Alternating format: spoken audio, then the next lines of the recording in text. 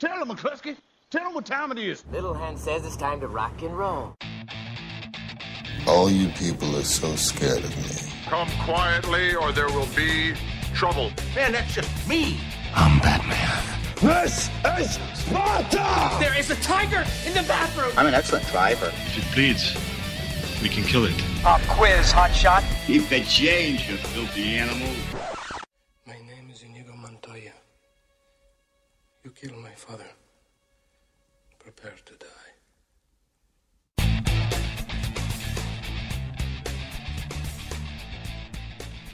Hello, hello, hello. Good evening and welcome to the Monday Movie Show.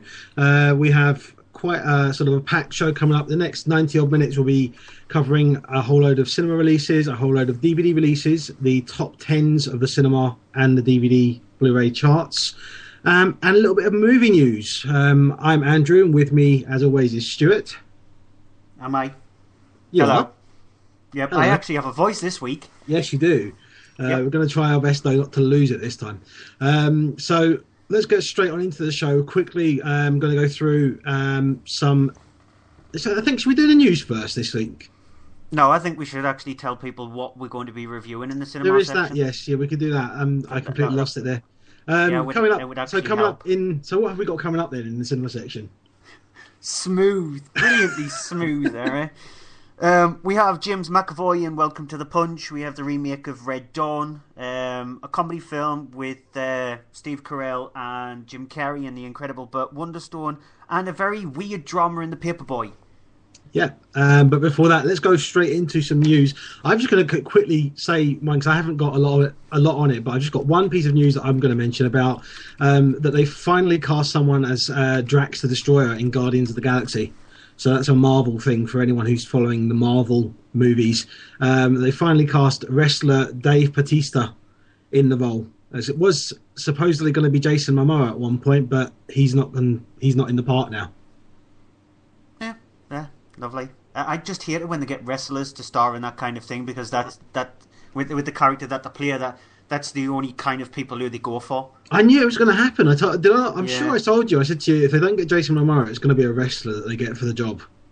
Yeah, pretty much. It was kind of obvious because it's the kind of body type. Yeah. Before I go into my movie news, a couple of people in the live chat there. US Danny Dyer fan, as usual, she's joined us this week, so hello to her. Slater, I think, is this the first or maybe second time you've joined us? We very rarely see him pop up in the live chat. So, I think he's been in the chat before. I think he has been. He has been in the chat before, but it's on a rare occasion. And I sent out a message on Twitter asking if anybody wanted a shout out, and the only person who asked for a shout out was at the Tribe Brand, or Gaz, as I know him as. So hello to him as well. So he gets a special shout out. At the what? The Tribe Brand. TRIBEBRAND. Okay. He's known as Gaz. His real name is Gaz. So yeah, he was the only one who asked for a shout out on Twitter. Okay, anyone who asks, anyone who gets. Yep, I asked out, and why not? Right, my movie news. Jurassic Park 4 has finally got its director in the form of Colin Trevorrow. Or Trevorrow? It's tomorrow with Trev on the front. The director of Safety Not Guaranteed, which hasn't seen a release over here yet, has it? I don't think it has, no. I don't recall it being released here. It might have gone straight to video. I've heard nothing of it. Producer Frank Marshall revealed the news via his Twitter feed, saying that he's thrilled to have a director on Jurassic Park 4, Colin Trevorrow, an exciting young filmmaker who understands and respects the world that is Jurassic Park. Well, I mean, it's been that long since we had a Jurassic Park film. I'm just going to wait and see what happens. I will be going into it with lowered expectations. I mean, it'll be interesting to see what we see of the first footage in a trailer.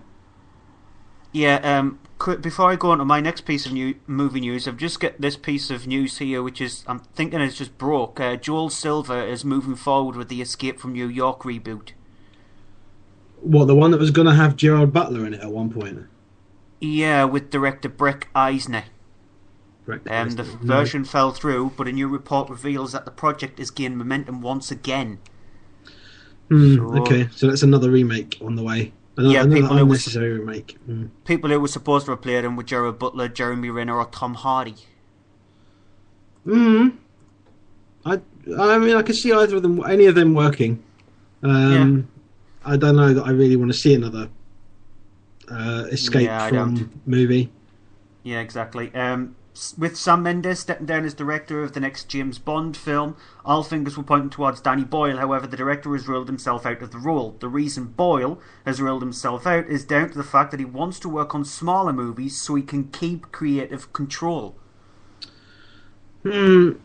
See, I don't necessarily buy that reason, because he's kind of in the position now where it's like Christopher Nolan after he did the Batman films successfully, that he was then able to make Inception, which cost a hell of a lot of money, and they gave him full control. Warner Brothers gave him full control because they basically proved that he was worth it, that they let him do everything. So Sam Mendes has done that with Skyfall, so I don't see why there'd be any problem with him not having full control, basically, of another Bond film.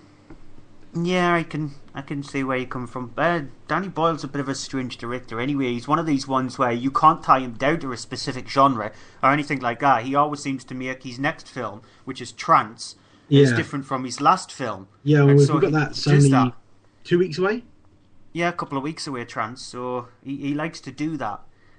More movie news.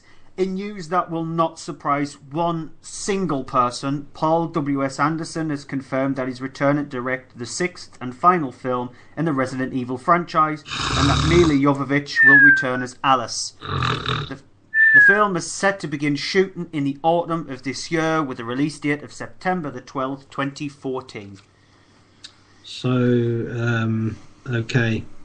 Yeah. Whoop-de-doo. And hopefully it is the last one, and it's not going to. I mean, I'm guessing that, like all the other ones seem to have done, that it's just going to go, oh look, we had loads of films. This happened last time in the first 5 minutes, and then it's going to go, yeah, but you know what? We're not doing that. We're doing this now, and they do something completely different. It's just going to wipe the slate again. Yeah, Slater in the live chat says the Resident Evil films are really poor. Well, the last one's really poor. That's not one of the words we'd use for it. Yeah, well, no, saying that, the last one was, yeah, I like the fourth one. I do have a place for the fourth one. I quite like it, and I like the 3D in it, because it's one of the ones that has got good use of 3D in it as well. It's not. Yeah, and GameStar Junkies just says, I like the first two, then they got stupid. Yeah, the third one was awful, but that's because that was Russell Mulcahy. I mean, Russell Mulcahy, who did Highlander 2, which is one of the worst films ever known to be created. Lovely. To be honest, Menace says there's a lot of hate for the Resident Evil films. Yeah, we're getting a lot of feedback in the chat now, aren't we? I did not like the second Resident Evil film. I thought it was very, very poor. I thought the second one was all right, but I hated the third one. I really hated the apocalypse, the out in the desert thing, which just... Yeah. It had nothing to do with anything to do with Resident Evil whatsoever. No, I mean, I'm not a big fan of the games, but I enjoyed the first couple of movies, and which I'm surprised at, because I'm not a big Paul W.S. Anderson fan. Yeah. Anyone who knows me will know. Well, Slater's just said he loved a Resident Evil film based on the first game. By the way, this isn't the Resident Evil show. Technically, the first film is based on the first game and Resident Evil 0. So it's based on 0 and number 1. So it is actually based on the games. I think we're going to have to take this up with the Games Cast at some point, aren't we? Pretty much, the entire series, you can go back. You can do a special with them, which is comprised of the whole of the Resident Evil films and the Resident Evil games series discussion. Yeah. Right. I'm going to go on from Resident Evil, because we're still getting Resident Evil talk there. I was going to mention something about Dumb and Dumber, but nobody cares about it. They might start shooting next year. The last piece of news is filming for the new Godzilla reboot finally begun today, with the studio, filmmakers and everybody else keeping tight lid on the project, which is a bit obvious. However, 2 bits of casting news was released. First off, Juliette Binoche has been confirmed to be starring in the film, and Ken Watanabe has also joined the cast. I'm sorry, but talking of not interested, that's me in this. I'm sorry, I just have no interest in a Godzilla movie now. Again. I do. I don't. I just don't. I don't know. I mean, I don't have a massive problem with Roland Emmerich's version, but it's not really a Godzilla movie. It's just a big monster movie in New York. And I mean, I remember the original ones. Saw a lot of them when I was younger, when they were on like Channel 4 and stuff, and they were perfectly fine for the day. I mean, if I watch them now, they're kind of, you just watch them and kind of laugh, man in the suit sort of thing. But I don't know. I don't know what to expect from it. I really don't. Yeah. That's my news done. That's it. That's it. Okay. Finished. Yep. I didn't know that was the last one. Sorry. So we'll go straight into the top 10 since we've got 4 films to review after this. We'll go straight to number 10 with the amazing Les Miserables, still at number 10. Yeah, I can't say anything more that we've already said about the film. Almost taken £40 million in the UK, which is staggering. Yeah, for a musical. Musicals don't do that well anyway. So the last one, any film in the UK box office. The last musical, technically, it is still a musical that did that, was Mamma Mia, and that was the highest grossing film of that year when it came out. So in the UK, so. That's not really a good thing because Mamma Mia is quite awful. Number 9 is A Good Day to Die Hard. A good day to forget the film. Just forget it. I know I saw the Menace UK in the live chat saying the new Die Hard is a good film. No, it isn't. Are you kidding? It's terrible. The Menace said that. Yeah, it's terrible. Dear Lord.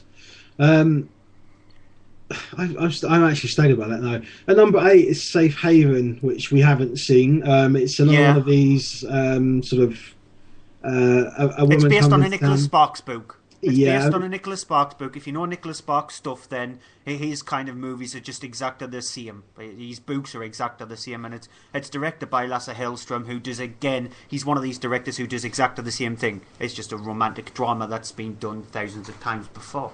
Yeah, although I know that this one has a twist in it, but apparently if you are watching it you kind of know there's one, you can see it coming a mile off.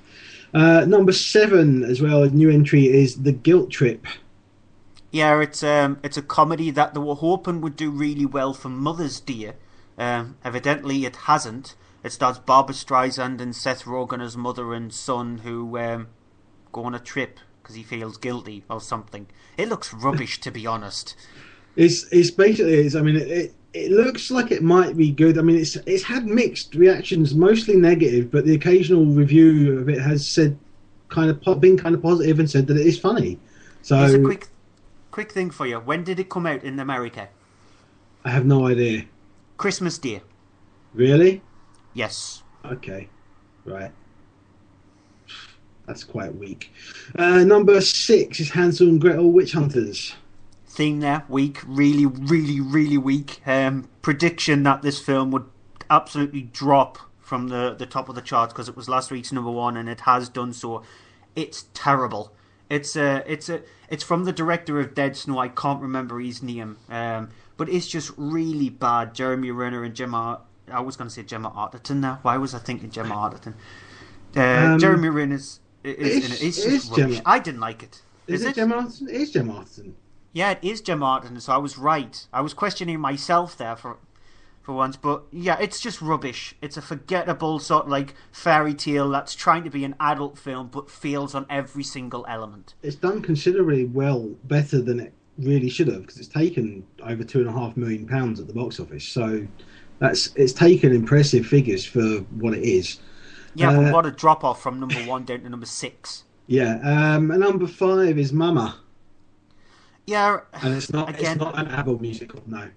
I don't know how much more I can say about Mama that I've already said about it. It works sort of. It's your typical sort of like scary kind of movie from Guillermo del Toro, an executive producer on this. It's just there is nothing overly special about Mama. There is a few decent scenes, and I really enjoyed the dream sequences of it, but it's just nothing very special. Speaking of scary, a new entry at number 4 for the film that both you and I agreed on for a change, Parker. Which I thought it would do worse than this, to be honest. I know it's only taken like £568,000 and it's gone in at number 4, but I would have expected it to be in a lower down chart position, and it just shows you how little films have taken this week at the box office. It's just, I thought the film itself has got 2 decent set pieces at the start and end.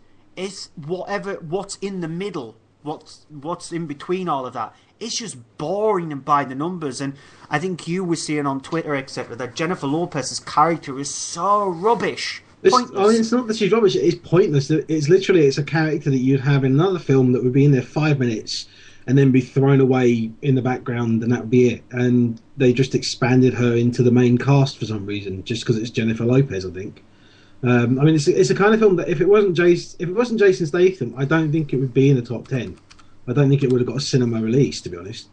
Yeah. Unless it was another big cast and a big actor in his place. But I mean, it's because it's Jason Statham, he is a national icon sort of in the cinema. So if he's got a film coming out, chances are it'll go into the cinema release and it will get into the top 10. The thing is, though, what I find interesting is the fact that came out the same week as Fire with Fire, and we thought that Fire with Fire would have a limited release. As a matter of fact, it opened in more than 100 cinemas. Yeah, and it took an It took an average of less than £100 per screen. Yeah, and the really odd thing about that is it opened in a lot of cinemas, but only in one screening a day. So they gave over one showing of it a day, which is not a big release for. I mean, most cinemas you get a film and it's in that screen for the whole day, so you get 3 or 4 showings of a film per day. And this film got Fire with Fire. It got. I mean, a lot of the ones when I was looking at them, and it only got a one showing a day, which is. It kind of seems like it's been maybe tied into the cinemas in a deal like you've got to show this at least once. It should have just gone straight to DVD though, but we need to quickly get on because we've spent 16.5 minutes already. Number 3 is Wreck-It Ralph.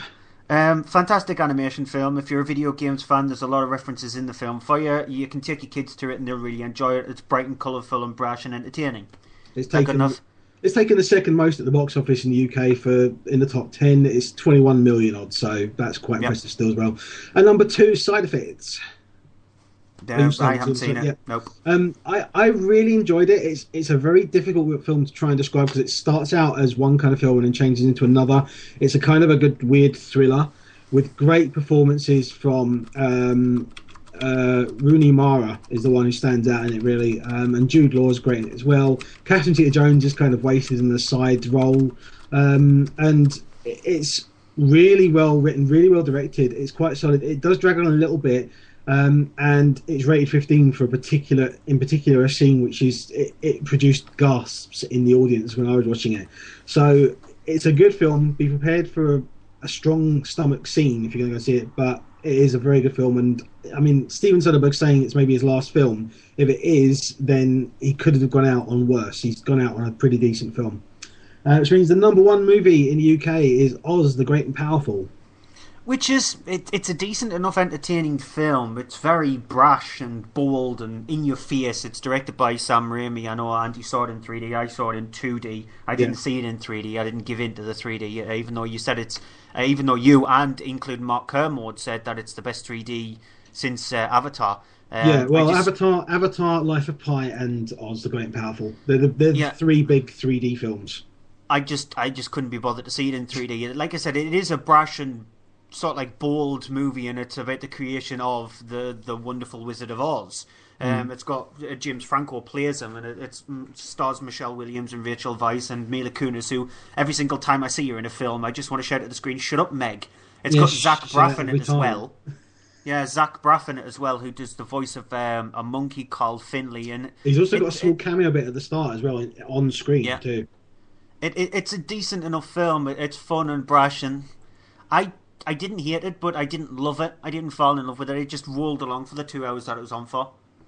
So that's the top movie in the UK cinemas this week. I'm going to go into the first review this evening, which is Welcome to the Punch. It's a new UK movie that's been released this week. It stars James McAvoy as a policeman in London who, at the start of the movie, is chasing after Jacob Sternwood, a criminal who's played by Mark Strong, who is a well-known thief who is sort of high on the list of wanted criminals. He actually is sort of, at the moment that they're pulling a big heist, him and his crew, Max Lewinsky interrupts the actual heist in progress, and as a result of that, when he tackles with him, he gets shot in the leg and is injured. To a point that 3 years later he is still chasing after him. He has a sort of a problem because of his leg being injured and because of the fact that Jacob Sternwood got away and was never caught. having been 3 years later, what happens is the son of Jacob Sternwood is involved in something whereby he is found at an airport with a gunshot wound to his stomach, taken to hospital, and set up to be in the hospital, where James McAvoy's character decides, okay, what we'll do is set him up as bait, keep him there in the hospital, and release the information out to everyone in sort of the underworld, so that the word will hopefully get to him and bring him in and set him up in a trap. Here's a clip. You're looking good. Great outdoors. What's that? Karen says I carry it off. Oh, does she know? Well, you look like Kenny Rogers. I can shave. You still look like a bag of smashed crabs.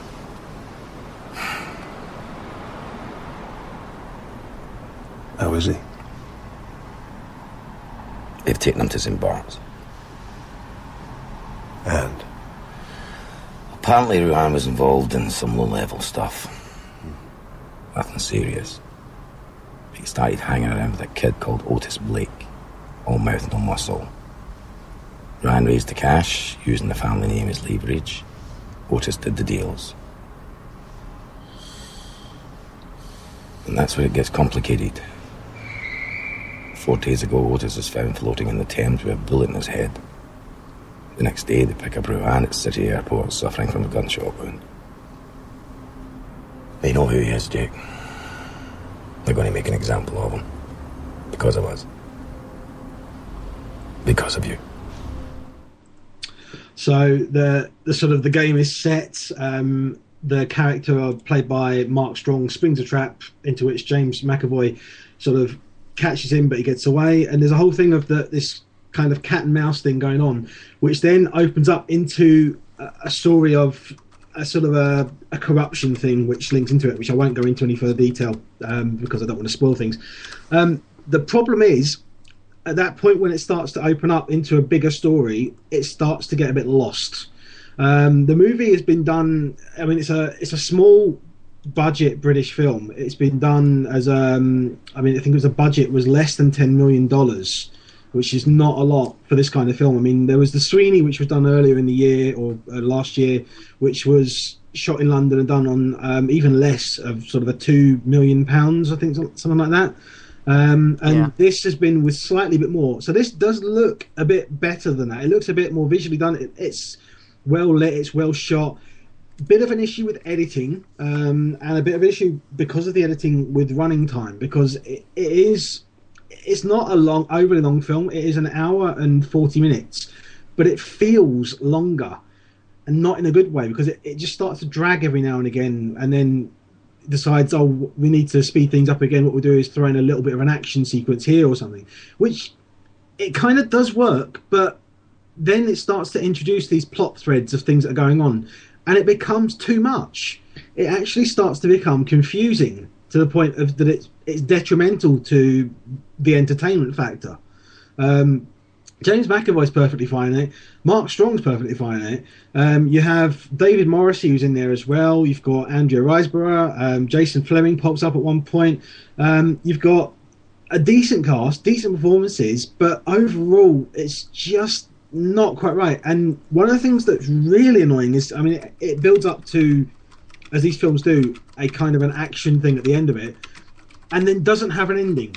There's a thing, it sets up everything, all this story and everything, and then you don't really get a payoff with what happens afterwards. You just end on this action scene that's happened, and that's it.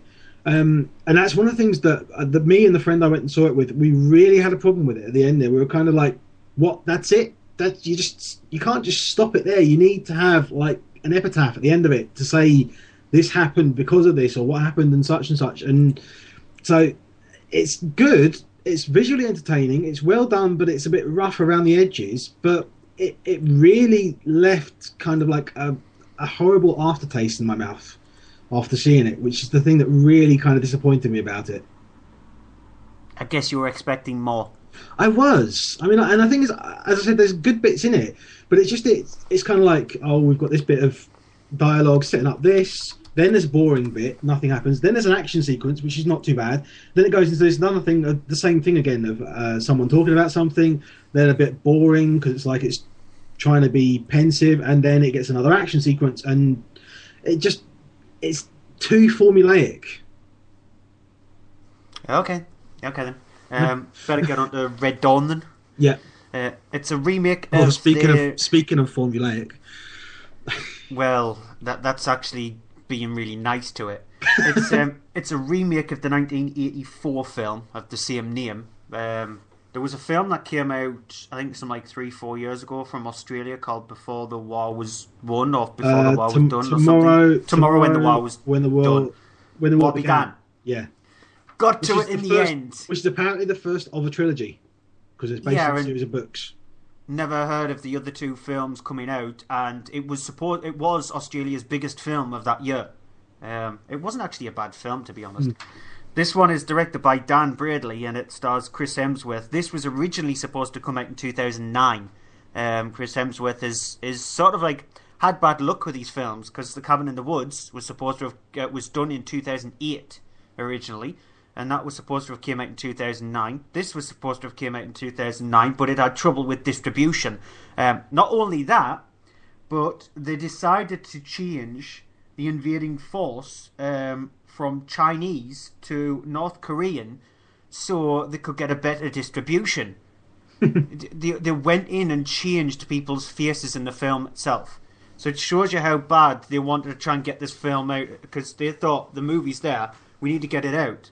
The premise of the story is, if you don't know already, it's just the opening of the film. It's set during a football game. One of the main characters played by Josh Peck, who plays Matt. He's a football star and he's rubbish, to be honest. He gets home, he sees that his brother's back home, played by Chris Hemsworth. They have an argument. They decide to go to bed. And the next morning, when they wake up, they see that they're being invaded. They see parachute landing into their little town itself. They see a plane crash, and they have to try and get away. When they're trying to get away, they come across the North Korean army that's invaded the US. I don't know if it's actually said during the movie. I might have been an idiot. If it's said during the movie why they decide to invade them. I don't think it ever is explained. No, it's one of these. It's one of the many quandaries that we never get an answer to in this film. Yeah, and so they're escaping big blockbuster kind of fashion, big massive explosion of a plane as well, and they come into the middle of the town where they see their father. Something happens to him. They manage to escape to this cabin in the middle of a desolated area itself. They decide to form a vigilante group called the Wolverines, and there is a speech that Chris Hemsworth's character does in the film. Here's a clip. I know we're outnumbered and we're outgunned. That doesn't mean we can't make a difference. So it's up to us to let people know that there is a fight on. A fight that we need them to join. And most of those soldiers down there, they don't want to be here. So we have to make it too hard and too difficult and too bloody for them to stay. When I was overseas, we were the good guys. We enforced order. Well, now, we're the bad guys. And we create chaos. So, as you could tell there, he's done one of these rousing speeches, the kind of thing that you were expecting in the movie, and the rest of the film plays out in just set pieces. There's a set piece where they decide to steal some C4 so they can cause an explosion. There is another set piece where the sort of like the guy who's being brought into the town itself to get all the American citizens together, they've set up a huge, massive sort of like conference of sorts outside, a big, massive rousing speech, and you've got people who have decided to go onto their side as well, who are Americans, sort of like backhanding their own town, etc. And like I said, it just plays out where there's just one set piece after another set piece after another set piece, with nothing in the middle to try and tie the film together. And that's the whole problem with the movie. It just feels like if you had music tracks attached to each one of the set pieces, it felt like music videos stitched together without the singer. That's all it felt like. It was just the director thought, oh, I've got an idea where we'll remake Red Dawn. Red Dawn isn't even highly held by a lot of people anyway. We'll remake Red Dawn. We'll just get a load of set pieces, throw them into a hat. We'll pick one out, and then we'll just stitch it together with just some stupid flimsy plot in between it. And it might work because a lot of people will be going, ooh, look at that explosion. Ooh, look at that action set piece. Ooh, look at that. And no, unfortunately, you don't. You just go, snore, boring, seen it before, it's been done before. Oh, look, another set piece is coming on. Yay, whoopee. That's how I felt during the film. There isn't anything that makes you, that you think that is interesting. Yeah, some of the set pieces are decent enough. If it was in a film that could have handled itself, it's a completely forgettable movie. It's a movie that didn't need a remake. And when we were trying to get with Tomorrow When the War Began, trying to think of the name of it, that's a better film than this. Yeah. And that wasn't even a really good film anyway. I mean, I think as well, I was, when I was sorting out things for the show, I tried to get a clip from the original Red Dawn to put in the intro for the show, but I couldn't find any bits in it that I thought, yeah, okay, that kind of works as a clip. And the thing is, that's kind of what sums up this film. Yeah, there's nothing in there that really works for me, but there's a couple of nice action set pieces. I mean, there's a big action set piece towards the end, which I kind of liked, and kind of like the way it's put together and constructed, but if when it comes to the end of a movie and there's a big action set piece and all the characters are there and they're at risk and such, you really should be caring as to who lives and who dies, and you don't really by this film. There's no real character development to a point that you start to really give a damn about any of them, and it's just lacking a soul. There's a problem with this film.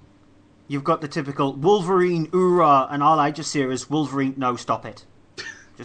Just the invading force, just turn around and shoot them and be done with the film in 5 minutes. There was a couple of things in it. I will say this, I will give them nods for a couple of things that they did make references to the original film in, but other than that, no, not worth it. It's another one of these remakes that was just completely unnecessary.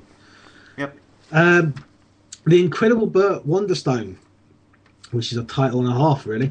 It's directed by Don Scardino. It is a movie which stars Steve Carell as Burt Wonderstone, who is a magician in Las Vegas. Him and his partner, played by Steve Buscemi, who plays Anton Marvelton, they play Burt and Anton, or the Incredible Burt and Anton, at one of the casinos where they have basically been there for sort of the last 10, 15 years.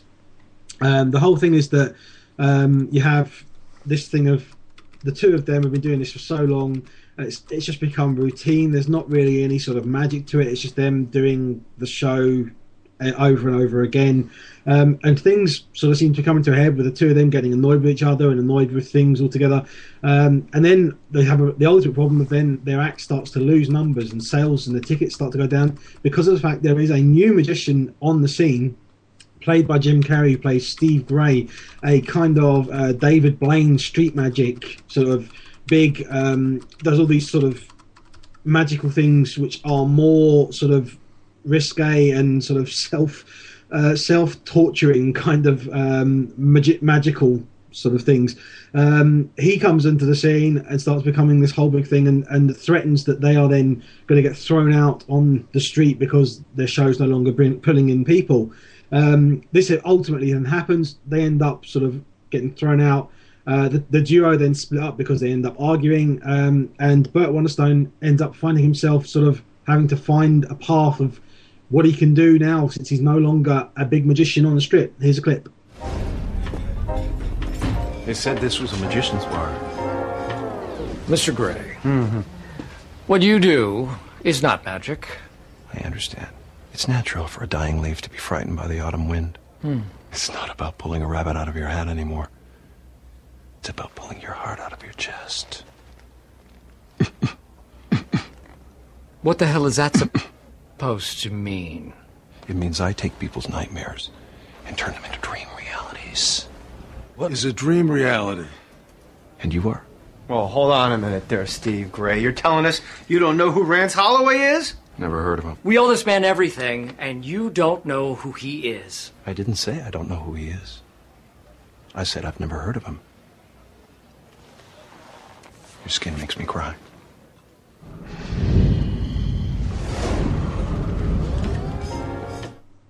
So you have there Jim Carrey's Steve Gray, who the noise you heard at the end there was him sort of levitating and floating away, which is another one of these street magic things that you've seen David Blaine do. And the thing is, Jim Carrey is probably the best thing about the film. He gets the best parts in this film, and the big problem with this film though is that it's just not as funny as it wants to be, or it really should be. There's a lot of missed opportunities in this film. It's not a bad film. It's just that it's not especially funny as you really want it to be funnier. I mean, Steve Carell is perfectly fine in the role. He's playing this kind of like, if you imagine kind of like Siegfried and Roy, but without the animals. And there's just the two of them have been doing these magic tricks for so long, they got annoyed with each other, and then they've had a big spat, and they've gone their separate ways. And now he finds himself without a job, without any savings or anything like that, and having to try and decide what he's going to do now, and try and find another way to use his talents of magic. It's the only thing he can do. You've got Olivia Wilde in there as well, playing Jane, who is she starts off as an assistant, but turns out she's actually also someone else who's been learning magic all her life and is sort of a budding wannabe magician. And you've got James Gandolfini making an appearance as well, who plays the owner of the casino and the hotel in Vegas where the show has been done. The best sort of other person you've got in there as well, you've got Alan Arkin, the great Alan Arkin, who plays the Rance Holloway, who is the old magician, he's the kind of the one everyone looks to as being a legend in the magic circle. But it's moments in it that I'm sitting there and I'm literally thinking I should be laughing at this, but I'm not. It's just not funny. Then there were a few moments later on when I did laugh, but it just didn't have the punches that it needed. Finished? Yeah. Is that it? Yeah. I'm trying to reel it in a bit because I know we're short on time. Yeah, well, we have about 8.5 minutes, and I don't think I'll need that much for the paper boy anyway, so... okay, then I'll just go on to that. And it's directed by Lee Daniels, who his last film he did was Precious, which did really well at the awards, during awards season. And it showed that Mariah Carey can actually act, which was a surprising thing. Wonders never cease. Yeah, exactly. And so... It was a critically acclaimed film. He was adorned by lots of critics by saying that this film is pretty powerful, and he has a sort of like an interesting style the way he directs his films. This one, it stars Zac Efron and Matthew McConaughey, who play brothers Ward and Jack Jensen. They're both reporters trying to investigate. Ward is a reporter. His brother Jack is trying to be a reporter, and Ward has got like a guy who works under him who's black, and it's set during the time when, again, black people were revered and they were called the N-word. The N-word is used a lot in this film. As a matter of fact, when we reviewed Django Unchained, I said it grated on my nerves in Django Unchained. It actually grated more on me in this film than it did in Django Unchained. It was the way it was used in this film, which was terrible. But the film, it is about Ward and his reporter pal trying to investigate this murderer who's played by John Cusack, who plays Hilary Van Wetter, who supposedly killed this sheriff, but they think that the evidence that was put up against him was false and it was faked, just so they could actually get somebody down for this case. Somebody falls in love with Van Wetter by just sending him letters, played by Nicole Kidman, who plays Charlotte Bliss, and she's this tarted up woman. She has this big blonde hair. She wears this tightest dress she possibly can, with her boobs popping over them, and the shortest dress she possibly can. And there is controversial scenes in the film where a lot of people have said there's two controversial scenes. One inside of a prison, which is sort of like a When Harry Met Sally-esque kind of scene, and there is another scene which is involving on the beach, which involves a jellyfish sting. I'll leave that to your imagination. There is a third controversial scene also, which involves a secret that Ward Jensen has in the movie. One of the tamer parts of the movie is Macy Gray, who's a singer. She does the voiceover of the film, sort of like telling the people of the story itself. And there's a scene which involves Ward and Macy Gray's character where they're speaking to each other in the kitchen. Here's a clip. You meet anybody new up there in Miami? I met a few. Oh, yeah? All types down there, you know. Well, stay away from those rough ones. Remember what happened the last time. How your kids? You look beautiful, baby. Oh, they're doing good. They're doing really good. As soon as I get out of here, I'll go see them. I'll make dinner all over again. You should come to that dinner, too. Come to that dinner. I think Ellen is maybe number 4 since you left. Yep. That's why I don't take them bitches too seriously. You know, they come and they go, and they come and they go. You know what I mean? Well, as you can tell from that clip, it was just boring. When you heard that clip, I wouldn't have been surprised if people actually fell asleep, because it was just two people talking about nothing, just about dinner. And the whole reason why I decided to play that clip was just to give you an indication of what the film is like. The acting in the film is fantastic. Nicole Kidman is brilliant in the movie. Zac Efron's actually pretty decent as well. John Cusack, his character is just horrible. He's a horrible, horrible character. And you do not believe the fact that he's innocent. When the second you see his character, you believe that he is guilty of the crime that he's committed. And like I've just said, the acting is fantastic. The movie itself, though, is just boring. There are 3 controversial scenes in the film, which they're not that controversial apart from the third scene, which involves Matthew McConaughey's character. The rest of the movie is just them trying to prove John Cusack's character's innocent. But it just flows along with a lot of boredom. The director decides to go for a lot of stylish kind of shots, the kind of shots you see from Tarsem Singh or directors like that. And like I said, they're nonsensical and boring. The whole film is just a bore fest from beginning to end. You don't care about the characters, even though the actors are trying their hardest to make you care about the characters. You don't want to be involved with the people on screen, because there is a lot of the N-word, and it is just repulsive the way it's used. The way some of the language is used in the film is really repulsive. The sexual descriptions are sort of like done in very harsh details, which is surprised that it has been given a 15 and not an 18. It's just, I thought the movie itself was completely boring and completely forgettable apart from the acting. I'm kind of disappointed because I did want to see this. I still want to see it. I might, if I get a chance this week, go and see it, because it's people have sort of likened it to things like Killer Joe, which was one of my favourite films of last year, and honestly, Killer Joe is sort of like it is a despicable film on the surface of it. But each actor has got the best out of the character they possibly could get, and the story, it flows brilliantly. And this one, the acting is fantastic. It's just what the actors have to do is just really bad, and the story itself around it is terrible. Okay. It's boring. Well, that's interesting but disappointing. Okay, that's it for the cinema section of the show. Hang around for just a moment, refresh your page if you're listening live. We'll be right back with the DVD and Blu-ray section. Otherwise, if you're just listening to us on the podcast, you will find our Blu-ray, DVD and Blu-ray section is also there, available to download now. We'll speak to you in just a moment.